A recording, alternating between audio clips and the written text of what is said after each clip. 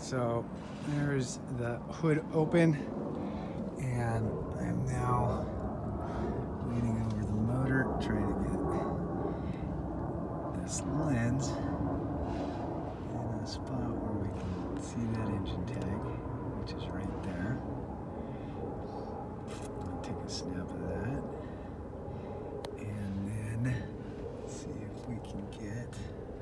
that block number, which is